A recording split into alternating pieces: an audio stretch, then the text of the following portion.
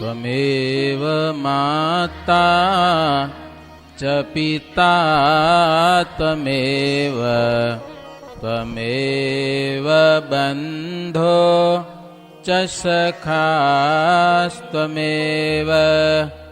ત્વમેવ વિદ્યા દ્રવિણાં ત્વમેવ ત્વમેવ સર્વ મમ દેવ દેવ ત્વમેવ સર્વ મમ દેવ દેવ. ઓમ સર્વાવતારિણે શ્રી હરિ કૃષ્ણાય નમો નમઃ. ઓમ શ્રી ઘનશ્યામાય નમો નમઃ. ઓમ શ્રી સ્વામિનારાયણાય નમો નમઃ. ઓમ શ્રીમદ પરમહંસેભ્યો શ્રીભક્તમંડલેભ્યો નમો નમઃ. સહજાનંદ સ્વામી મહારાજની જય. જય સ્વામિનારાયણ. શ્રી હરિ લીલામૃત કળશ નામનો ગ્રંથ, એની આપણે કથાની શરૂઆત કરી છે ગઈકાલથી. ગઈકાલે મંગલાચરણ હતું અને આજે સંપ્રદાયના બધા ગ્રંથોના નામ આવશે. શરૂઆત છે એટલે અલગ જાત જાતનું સંપ્રદાયમાં કેટલા ગ્રંથ છે એ બધા નામ આવવાના છે. તો ગ્રંથની શરૂઆતમાં મંગલાચરણ છે અને મંગલાચરણમાં તમને બધાને ભેગું બોલવાનું છે. હાથ જોડીને બોલો. જન્મ્યા કૌશલ દેશવે સબટુનો લઈ તીર્થ માહી ફર્યા રામાનંદ મળ્યા સ્વધર્મ ચલવ્યો યજ્ઞાદિ મોટા કર્યા મોટા ધામ રચ્યા રહ્યા ગઢપુરે બે દેશ ગાદી કરી અંતરધાન થયા લીલા હરિતણી સંક્ષેપમાં ઉચરી. આખા ગ્રંથનો સાર આ એક જ શ્લોકમાં આવી ગયો. આખા ગ્રંથનો સાર. કૌશલ દેશ છપૈયામાં પ્રગટ થયા, બાલચરિત્રો કર્યા, બ્રહ્મચારીનો વેશ લઈને એ આખા ભારતમાં તીર્થમાં ફર્યા, પછી રામાનંદ સ્વામીને મળ્યા, સ્વધર્મ ચલાવ્યો, મોટા મોટા યજ્ઞો કર્યા, મોટા મોટા ધામો રચ્યા, અમદાવાદ, વડતાલ વગેરે મંદિરો, જુનાગઢ, બે ગાદી કરી આચાર્ય, પછી અંતર્ધાન લીલા કરી. બસ આખો સાર. હવે આ ગ્રંથની વાત આવે છે. વૃત્તાલયમાં એટલે વડતાલમાં અચિંત્યાનંદ મુનિએ રાજા અભયસિંહને જે પ્રભુના લીલા ચરિત્ર રસનું પાન કરાવ્યું છે. અચિંત્યાનંદ બ્રહ્મચારી આ ગ્રંથના વક્તા છે અને અભયસિંહ રાજા લોધિકાના હતા, દરબાર હતા, બહુ ભજની હતા. સવારે 3 વાગે ઉઠીને પૂજામાં બેસી જાય તો 9 વાગે ઉઠ્યો, 9 વાગ્યા સુધી એની પૂજા ચાલતી, ધ્યાન, ભજન, માળા, ભજન. પછી એટલું કરતા ઓછું થયું ભજન. સવારે ઉઠીને ભજનમાં બેસી જાય તો બપોરે 12 વાગ્યા સુધી ભજન કરે. 12 થી 14 ગામના રાજા હતા, રાજા. ગમે એવું કામ હોય રાજ્ય સંબંધી 12 વાગે પહેલા કાંઈ નહીં કરવાનું, બસ 12 વાગ્યા સુધી પૂજામાં બેસી જાય. માણસોને કહી રાખ્યું ગમે એવું કામ બધું મારી પાસે કોઈને આવા જ નહીં દેવાનો. એવા અભિષેક રાજા હતા. 12 વાગે પૂજામાંથી ઉઠ્યો, ગમે એવું કામ હોય ને પછી કરે. અચિંત્યાનંદ બ્રહ્મચારી અભેસીને કથાનું રસપાન કરાવેલું છે. તો એવા અચિંત્યાનંદ વર્ણીને પણ ગ્રંથ કરતા વંદન કરું છું. પછી હરિભક્તો કેટલાક યદુવંશના, એના વંશના હો, અભેસીના, જે યદુવંશી કહેવાય, જે નિત્યાનંદ સ્વામીના શિષ્યો હતા, બહુ જ્ઞાની હતા, એને પણ વંદન. વડતાલમાં ભૂમાનંદ સ્વામી રહેતા હતા, જેણે શ્રી ઘનશ્યામ લીલામૃત સાગરની રચના કરી છે. એવા ભૂમાનંદ સ્વામી સર્વે સાધુ ગુણે સંપન્ન સાધુ હતા. એકવાર ધ્યાનમાં બેસતા જો કે એના ગુણો હતા. ધ્યાની હતા, પોતે ધ્યાની. જો આપણે ભગવાનનું ધ્યાન કરવાનું ફાવે નહીં, બહુ ઘણી વાર ન કરીએ, આપણે કંટાળો આવે. જેને ધ્યાનનો અભ્યાસ હોય, કલાકો સુધી ભગવાનની મૂર્તિનું ધ્યાન કર્યા. એ ઘનશ્યામ મુખારવિંદ, નેત્ર, બે કુંડળ, એ હસ્તકમળ, ચરણ કમળથી કરીને છેટ મસ્તક સુધી એમ ધ્યાન કર્યા આગળ અડધી કલાક સુધી. ઓસ્ટ્રેલિયામાં એક છોકરો હતો, સમજ્યા ને, નાનો હતો, મારો ધ્યાન કરતો અડધી કલાક દરરોજ. લ્યો, જબરી વાત કહેવાય. ભૂમાનંદ સ્વામી એવા હતા, એક ઉપમા આપી છે. જંગલ તપી ગયું હોય, હાથી વગેરે જનાવરો એવી આમ ગરમી થઈ હોય, અને એને સરસ મજાની ગંગા નદી મળી જાય તો ગંગા નદીમાં પડી અને કેવો સંતોષ અનુભવ કરે. ટાઢું પાણી વહેતું હોય ગંગા નદીનું, અને કેવી મજા આવે. એવી મજા ભૂમાનંદ સ્વામી પાસેથી સંસારમાં અટવાયેલો માણસ, અધ્યાત્મ, અધિભૂત અને અધિદૈવ, આ 3 પ્રકારના તાપ છે આ દુનિયામાં. ત્રિવિધ તાપથી દુનિયા બળે છે. અધ્યાત્મ એટલે પોતે હૃદયથી દુઃખી થયા કરે, કોકને જોઈને હેરાન થયા કરે, ઈર્ષાથી દુઃખી થયા કરે, પરીક્ષામાં નાપાસ થયા તો દુખ્યા કરે, મેં બળ્યા જ કરે, મેં સમજ્યા ને. બીજો કોઈક આગળ વધી જાય તો મેં બળ્યા કરે. અધ્યાત્મ દુઃખ, એ દુઃખની શાંતિ સંત પાસે મળે. અધિભૂત, અધિભૂત એટલે બીજા માણસ તરફથી તકલીફ પડેલી હોય, ઈ કોઈ ગાડું દઈ ગયો હોય, કોઈ કાંઈક મારી ગયો હોય, કાંઈક ચોરી કરી ગયો હોય, આખી દુનિયાની વાત છે. અધિદૈવ એટલે દેવ સંબંધી આપત્તિ. ક્યારેક વરસાદ ના વરસે તો ઉપાધિ, વધુ વરસે તો શેઢા તોડી જાય, બધા ખેતર ધોઈ નાખે, એ ઉપાધિ. આ 3 પ્રકારની આધિ, વ્યાધિ ને ઉપાધિ માણસ, એમાંથી બળતો માણસ જ્યારે સંતની આગળ આવે ને, ત્યારે ગંગાના નીરમાં જયેલું જનાવર શાંતિ પામે, એમ જીવાત્મા સંતની આગળ શાંતિનો અનુભવ કરે છે. ભૂમાનંદ સ્વામી એવા હતા, કોઈક એવો ત્રિવિધ તાપથી બળેલો આગળ આવીને વાત સાંભળે ને તો એની ગંગાની સમાન એની વાણી શાંત થઈ જાય, એના 3 તાપ હરાઈ જાય. તો એવા ભૂમાનંદ સ્વામી એક દિવસ વડતાલમાં મંદિરની પાછળ દક્ષિણમાં હરિમંડપ છે, ત્યાં ધ્યાન કરીને બેઠા હતા.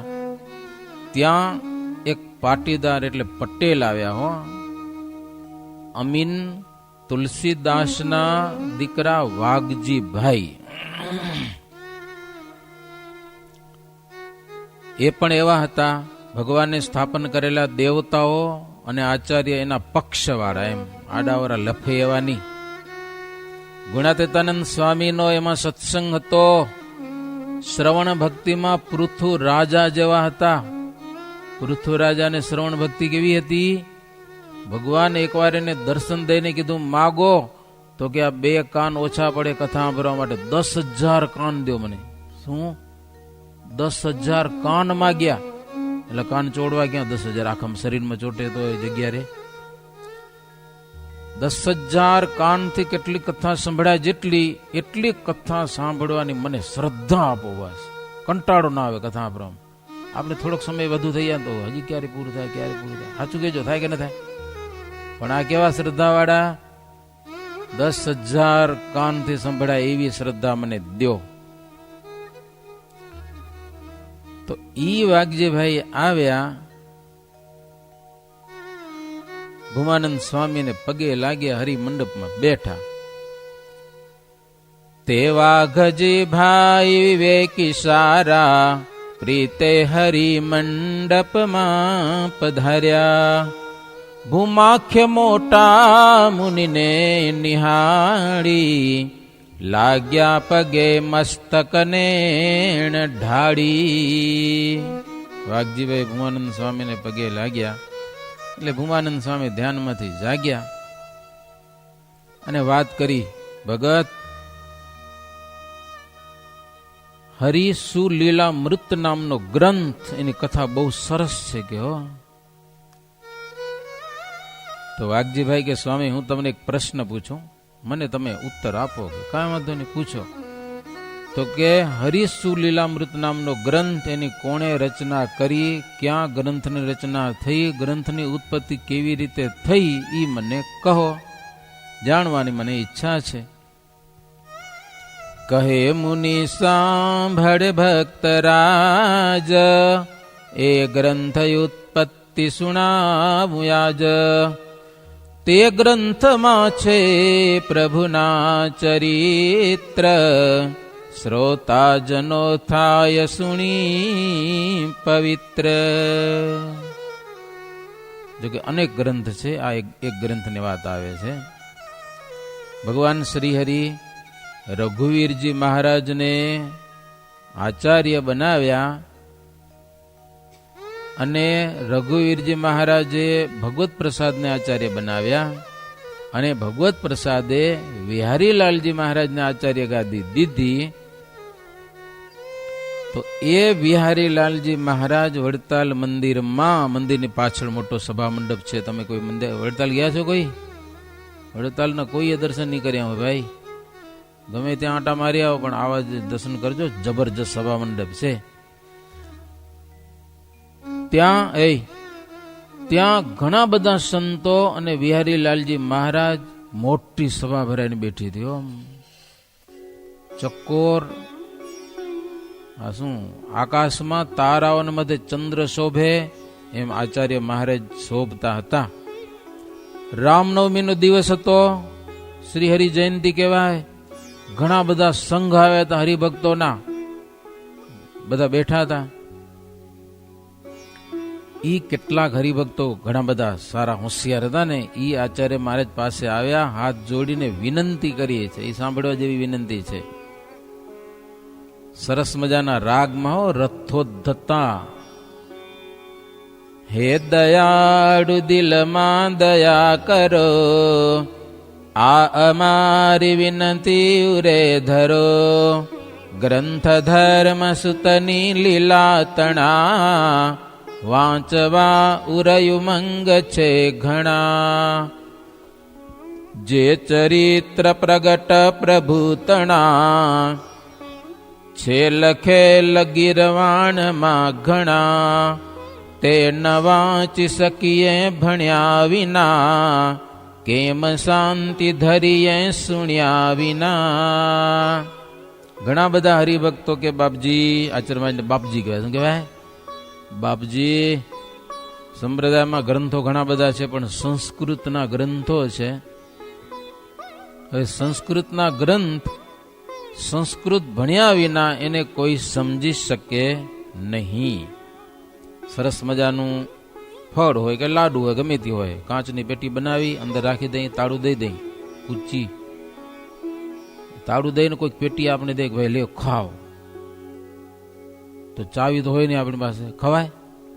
કાચમાં દેખાય પડ્યા પણ ખાઈ ન હોગાય. શું કામ? ઊંચી નથી આપણી પાસે, ઊંચી પોતે રાખે, પેટી દે આપણે ખાલી. શું કામ નહીં? એમાં સંસ્કૃત ભાષા સમજવી એ વિદ્યા ભણવા રૂપી કૂંચી જોઈએ તો સમજી શકાય, નકો નહીતર ના સમજાય. શાસ્ત્રી હોય, વિદ્વાન હોય, એ વાંચીને કહે તો સંભળાય. જો ગ્રંથ કોઈ ગુજરાતી ભાષામાં હોય તો બધા સમજી શકે. ઝાડવું હોય, ઝાડવું એ આમ વૃક્ષ હોય એનું થડ સમ હોય, ધૂળમાં હોય કે ન હોય? ઝાડનું થડ સમ હોય, ધૂળમાં જ હોય ને, પણ ફળ ફૂલ ક્યાં કને હોય? ડાળખીમાં હોય. ક્યાં હોય? એમ સંસ્કૃત ભાષા છે ને મૂળ છે. શું છે?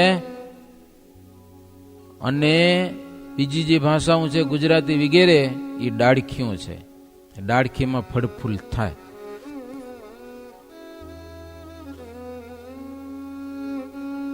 તો સંસ્કૃતના ગ્રંથ સંપ્રદાયની શુદ્ધિને માટે, પ્રમાણને માટે ઘણા બધા ગ્રંથો છે. તમે પણ સંસ્કૃત ગ્રંથ રચ્યો છે. ભગવાનની અદ્ભુત માનુષિક લીલાનું વર્ણન કરેલું છે વાસુદેવ ભટ્ટને સાથે રાખીને. અને તમારું આચાર્ય પદને તમે સાર્થક કરેલું છે. જેના આચાર્ય પદે ગ્રંથો ઘણા થાય સંપ્રદાયમાં, એ આચાર્યને શ્રેષ્ઠ ગણવામાં આવે છે. હવે આચાર્ય મહારાજ કહે છે, સુણી બોલ્યા આચાર્ય યુમંગી, તમે સાંભળો સૌ સતસંગી. ગ્રંથ છે ઘણા તે શું ગણાવું, સંખ્યા મુખ્ય ગ્રંથની સુણાવું. સતસંગી જીવન શુભ નામા, ગ્રંથ ગિરવાણ છે સુખધામા. રચનાર સતાનંદ સ્વામી, નથી તેમાં રહી કાંઈ ખામી. હરિભક્તો વાત કરીને ગુજરાતી ગ્રંથ હોય તો અમને વાંચવા સાંભળવા સાનુકૂળ પડે. તો આચાર્ય મહારાજ કે જો આપણા સંપ્રદાયમાં ગ્રંથો કેટલા છે એ એક સાંભળો, એમાં મજા છે. મુખ્ય મુખ્ય ગ્રંથોના નામ સંભળાવું છું, સાંભળો. મુખ્ય ગ્રંથ આ સંપ્રદાયનો સત્સંગી જીવન ગ્રંથ કહેવાય. રચનાર સતાનંદ સ્વામી છે અને એને ધર્મશાસ્ત્ર કહેવાય અને નારાયણ ચરિત્ર પણ કહેવાય. ચરિત્રો પણ એમાં અદ્ભુત છે. 5 પ્રકરણ છે અને શ્લોકની ગણતરી એટલે વૃત્તની ગણતરી કરવા જતા 16,525 શ્લોક છે, પણ શ્લોકની ગણતરી અનુષ્ટુપે થાય. તો સત્સંગી જીવનમાં 17,727 શ્લોક છે. આવો સત્સંગી જીવન ગ્રંથ છે. પછી રઘુવીરજી મહારાજે બનાવેલો છે શ્રી હરિલીલા કલ્પતરુ નામનો જે ગ્રંથ, એમાં 12 સ્કંદ છે. જેમ શ્રીમદ ભાગવતના 12 સ્કંદ છે ને, સંસ્કૃત ગ્રંથ છે બહુ મોટો. 33,231 એની અંદર શ્લોકો છે. આવો આ સંપ્રદાયનો ગ્રંથ છે. પછી સતાનંદ સ્વામીએ બીજો હરિવાક્ય સુધા સિંધુ નામનો ગ્રંથ કરેલો છે, જેને આપણે સંસ્કૃતમાં વચનામૃત કહેવામાં આવે છે. એમાં ગઢડાના સંપૂર્ણ વચનામૃત છે 184, પ્રથમ મધ્યમ ને અંત્ય થઈને. સારંગપુરના 18, કારિયાણીના 12, લોયાના 18, પંચાળાના 7 અને વડતાલના 20. અને વડતાલની વચનામૃતની પ્રતમા અમદાવાદના 3 વચનામૃત છે. અને અમદાવાદના વચનામૃતમાં 11 વચનામૃત વિશેષ છે, 273 છે ને ઓલે 262 છે. શ્લોકની ગણતરી કરીએ વચનામૃતની તો 8,131 જેટલા શ્લોક થાય છે વચનામૃતના. દરરોજ આપણે સાંભળીએ છીએ ને સવારે 8,131 એના શ્લોક છે. ગ્રંથ હરિ દિગ્વિજય છે સાર, નિત્યાનંદ મુનિ રચનાર. અધ્યાયના એના અધ્યાય નામ હુલાસ, પૂરી સંખ્યા ગણ 50. નિત્યાનંદ સ્વામી એક અદ્ભુત ગ્રંથ રચેલો છે. એના અધ્યાય છે પૂરા 49 અને શ્લોક છે 4,500. અને શ્રી હરિ દિગ્વિજય નામનો ગ્રંથ છે. એમાં કથા બહુ અદ્ભુત છે. હરિ દિગ્વિજય. ઘનશ્યામ મહારાજ 10 વર્ષના હતા, કાશીમાં ગયા હતા. કાશીના વિદ્વાનોની આગળ જે વાતું કરી છે, 10 વર્ષના ઘનશ્યામ મહારાજ કાશીના વિદ્વાનો છક્ક થઈ ગયા. પેલા તો બધી ચર્ચા કરતા હતા, ધર્મદેવ ભણેલા હતા, એ ચર્ચાઓ કરતા હતા. પછી ઘનશ્યામ મહારાજ કીધું, પિતાજી મને બોલવા દેશો? 10 વર્ષનો નાનો બાળક કે વિદ્વાનો કેલા 10 વર્ષનો છોકરો શું ભણે? ભણે એટલે બોલે. શું બોલે? એમ ભણેલો પણ શું હોઈ શકે? ધર્મદેવ કે હવે એની ઈચ્છા છે તો બોલે, તે ખબર પડશે કે બધા તમે સાંભળો તો બોલે. કે વિદ્વાનો કે વાંધો નહીં, 10 વર્ષનો બાળક બોલતો તમને મજા આવે સાંભળવાની. અને ઘનશ્યામ મહારાજે જે સિદ્ધાંતની જે વાત કરી છે, કાશીના વિદ્વાનો એ ક્યાં માણસ ના હોઈ શકે? માણસના બચ્ચામાં 10 વર્ષમાં કાંઈ આવો પાવર ન હોય કે આ ભગવાન છે. કાશીમાં ગોમઠ નામનો એક મઠ છે, ગોમઠ. કાશી વિશ્વનાથની બાજુમાં જ આ મઠ છે. ત્યાં ઘનશ્યામ મહારાજ યાત્રા કરવા ગયા હતા.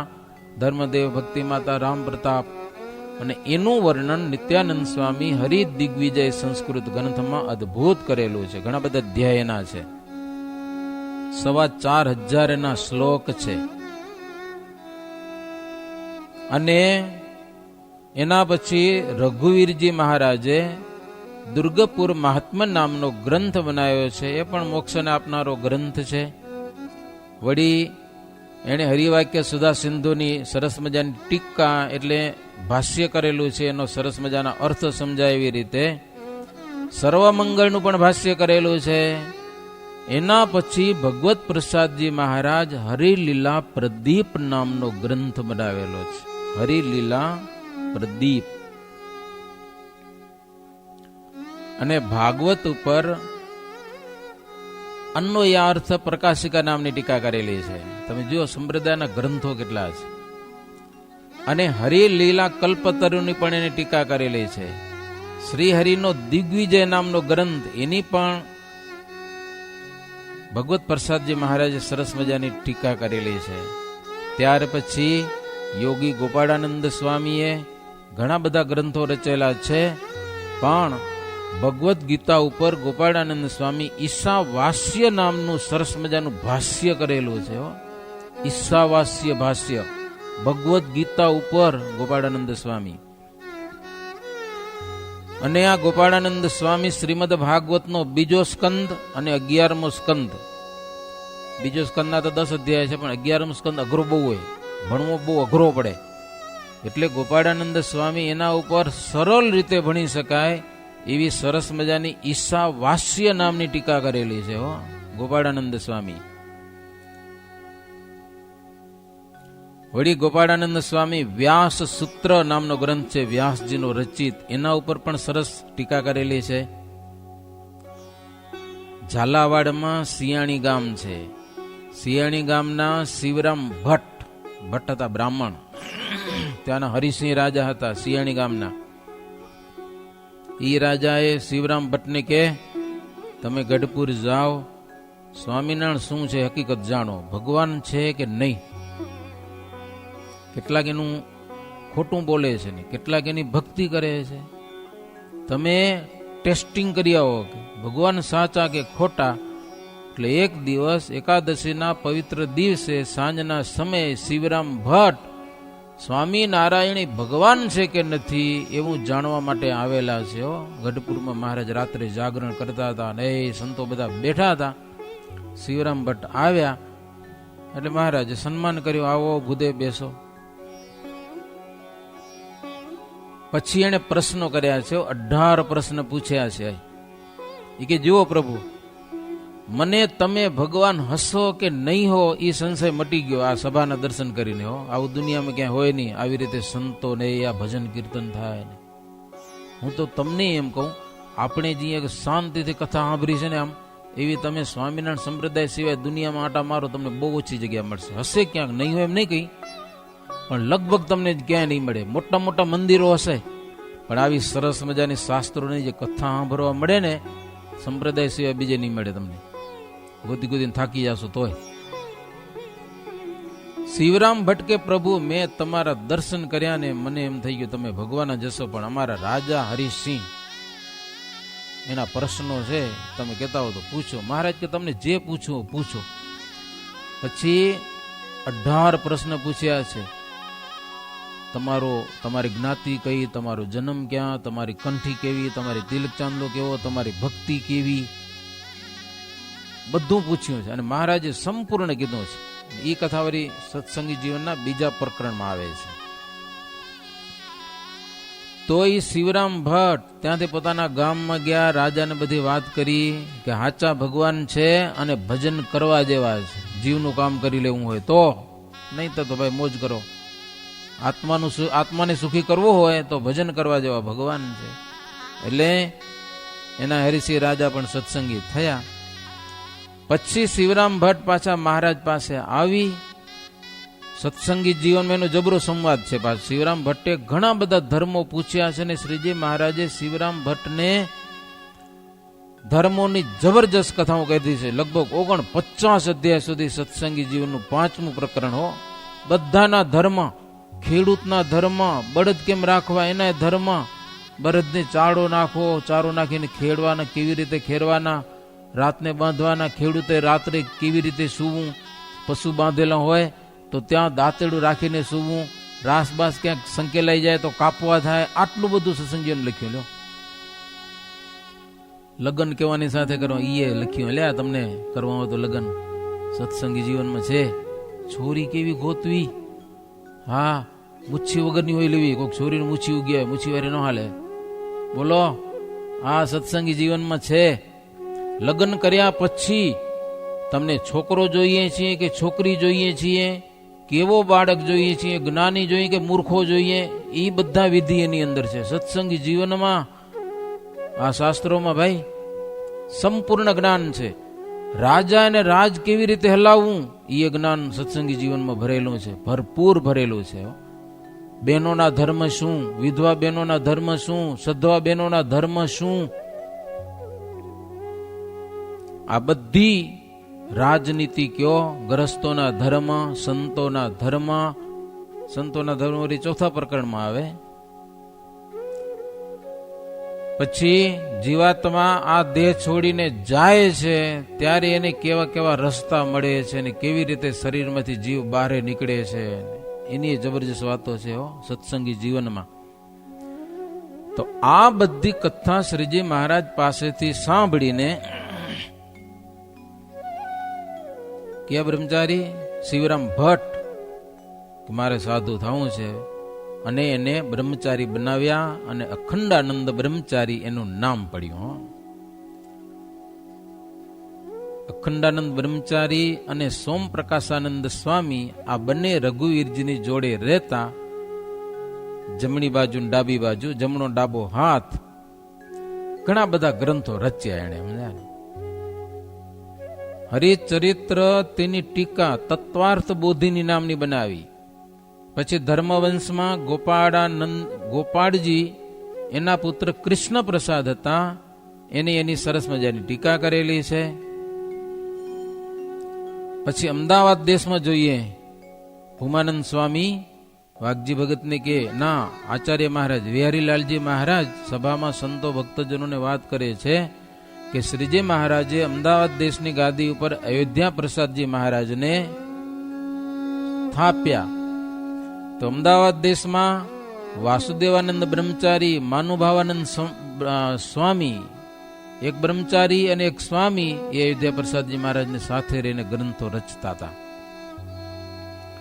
તો આચાર્ય મહારાજ શ્રી અયોધ્યા પ્રસાદજી મહારાજે સત્સંગી જીવનની સરસ મજાની ટીકા કરી. વાસુદેવાનંદ બ્રહ્મચારીએ સત્સંગી ભૂષણ નામનો સરસ મજાનો ગ્રંથ રચ્યો. કેશવ પ્રસાદજી મહારાજે એની સરસ મજાની ટીકા કરી. હેતુ નામની અને કેશવપ્રસાદજી મહારાજે નહીં, સુકાનંદ સ્વામીએ સત્સંગી જીવનની હેતુ નામની ટીકા કરી. પછી ચૈતન્યાનંદ સ્વામીએ જ્ઞાન વિલાસ નામનો ગ્રંથ રચ્યો. સીતારામભાઈએ હરિયાજ્ઞામૃત નામનો ગ્રંથ રચ્યો, શ્રી હરિયાજ્ઞામૃત. અને શ્રી વ્યાસ સૂત્રનું બીજું ભાષ્ય બનાવ્યું મુક્તાનંદ સ્વામીએ. અને નિત્યાનંદ સ્વામીએ સાંડિલ સૂત્રનું ભાષ્ય બનાવ્યું. સાંડિલ સૂત્ર એટલે વ્યાસજીના ગ્રંથો છે બધા. અચિંત્યાનંદ બ્રહ્મચારી હરિસંભવ નામનો ગ્રંથ રચ્યો એણે. પછી યોગાનંદ થયા કવિ. તો આ બધા કેટલા બધા ગ્રંથો રચ્યા હો. આ તો સંસ્કૃતની વાત કરી. આચાર્ય મહારાજ કે પ્રાકૃત ગ્રંથો પણ આ સંપ્રદાયમાં અનેક રચાણા છે. ગ્રંથ પાકૃતનો નહીં પાર, મુક્તાનંદ યાદિક રચનાર. બ્રહ્માનંદ પ્રેમાનંદ સ્વામી, નિષ્કુળાનંદે રાખી ન ખામી. આ સંતોએ હો, મુક્તાનંદ સ્વામી, બ્રહ્માનંદ સ્વામી, પ્રેમાનંદ સ્વામી, નિષ્કુળાનંદ સ્વામી અદભુત ગ્રંથો રચેલા છે. કેટલા ગણો હો. વેરીલાલજી મહારાજ કે પાર આવે એમ નથી. દરરોજ એક એક અધ્યાય વાંચન આખી જિંદગીમાં તો 100 વર્ષે પણ આ ગ્રંથો બધા ન વાંચી શકે, આટલા ગ્રંથો છે. હવે પાછા હરિભક્તો બોલે છે. ઇન્દ્ર વંશા સત્સંગી સર્વે વળી બોલિયા ફરી, છોજી કૃપાનાથ સુણો કૃપા કરી. આખ્યાન બીજાયાને કછે સહી, તે ગ્રંથમાં ક્યાંય લખેલ છે નહીં. હરિભક્તો કે બાપજી ગ્રંથો ઘણા બધા છે, પણ હજી આપણા સંપ્રદાયમાં વડીલ સંતો અને વડીલ હરિભક્તો જેને મહારાજનો અનુભવ થયો હશે એવા પાસે અમુક અમુક વાતો એને યાદ છે, કે અમુક આખ્યાનો એની પાસે છે, જે આખ્યાનો ઘણા બધા ગ્રંથોમાં નથી લખાણા. તો એવો એક ગ્રંથ થાય ને આ સરસ મજાનો આખ્યાનો જો એકઠા કરીને લખાઈ જાય ગ્રંથમાં, તો ભવિષ્યના ભક્તજનો બધા આખ્યાનો વાંચી અને સાંભળી શકે ગુજરાતી ભાષામાં. અને ગ્રંથ ઘણા થાય એમાં આચાર્યનું શ્રેષ્ઠપણું છે. સાધારણ આચાર્યો ગ્રંથ બનાવી ન શકે. ભણેલા હોય, બુદ્ધિશાળી હોય, ભગવાનની જેમાં ભક્તિ હોય, એનાથી આ કામ બધું થાય. બધાથી નથી થતું આ કામ. બુદ્ધિશાળી હોય ગ્રંથ વાંચી શકે, ઊંધી બુદ્ધિવાળાને શું ખબર પડે? અને ગ્રંથોથી સંપ્રદાયની પુષ્ટિ થાય છે. જે પંથમાં એટલે જે સંપ્રદાયમાં સારા ગ્રંથો ન હોય તો એ પંથને ભભાક્યાનો પંથ કહેવાય. વાગડમાં કહેવત છે ને, સિદ્ધ ભડીએ સ્વામિનારાયણમાં નીત ઉઠીને નાવું, ભડીએ નહીં ભભાકિયામાં નાયા વિનાનું ખાવું. તમે શું કરતા હશો તમને ખબર હશે.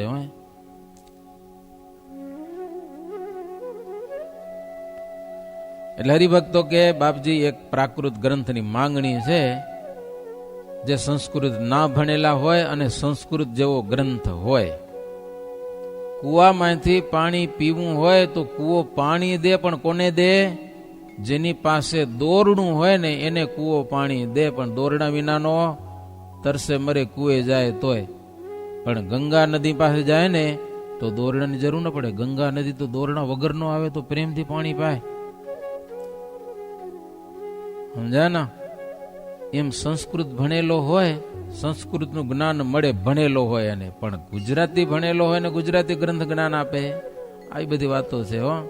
તો એવો એક સરસ મજાનો ગ્રંથ તમે બનાવો કે ભણેલા કે અભણ પણ પ્રેમથી વાંચી અને ગાઈ સાંભળી શકે. આવી ભક્તજનોએ વિનંતી કરેલી છે. આજની કથા આપણે અહીંયા સુધી છે. બીજો અધ્યાય પૂર્ણ થાય છે.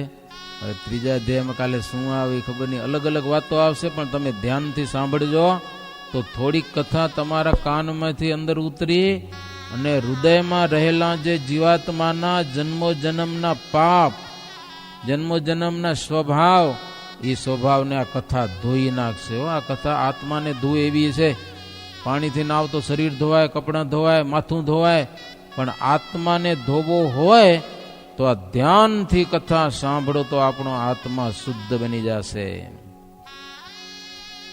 કરીશું વિનતી એવી કાળે, સુણી મન માહી ધરી વિહારી લાલે. નિજ જન હિત ચિત્તમાં વિચાર્યું, દ્રઢ કરી ગ્રંથ રચ્યાનું કામ ધાર્યું. વિહારીલાલજી મહારાજ નક્કી કર્યું, ભક્તજનોની ઈચ્છા છે તો એ સરસ મજાના આખ્યાનોમય ગ્રંથ રચવાનું મનમાં નક્કી કરેલું છે. હવે ગ્રંથની શરૂઆત થશે. એદે શ્રી વિહારીલાલજી આચાર્ય વિરચિતે શ્રી હરિલીલામૃતે પ્રથમ કળશે ભૂમાનંદ મુનિ વાઘજીભાઈ સંવાદે. ગ્રંથ રચનાર્થે હરિભક્ત કૃતા આચાર્ય વિનંતી નામા દ્વિતીયો અધ્યાય. સહજાનંદ સ્વામી મહારાજની જય. અષ્ટકોણને ઉર્ધ્વરેખા, સ્વસ્તિક જાંબુ સવવાલા, વજ્રયંકુશ કેતુને પદમાં, જમણે પગે નવવાલા. ત્રિકોણ કળશને ગોપદ સુંદર, ધનુષ્યને મીનવાલા. અર્ધચંદ્રને વ્યોમ સાત છે, ડાબે પગે ચીનવાલા. શ્રીપતિમ શ્રીધરમ વિશ્વરામ ભક્તિધર્માત્મજમ, વાસુદેવમ હરિમ માધવમ કેશવમ, કામદમ કારણમ સ્વામિનારાયણમ. શ્રીનીલકંઠમ ભજે સ્વામિનારાયણમ, નીલકંઠમ ભજે. સહજાનંદ સ્વામી મહારાજની જય.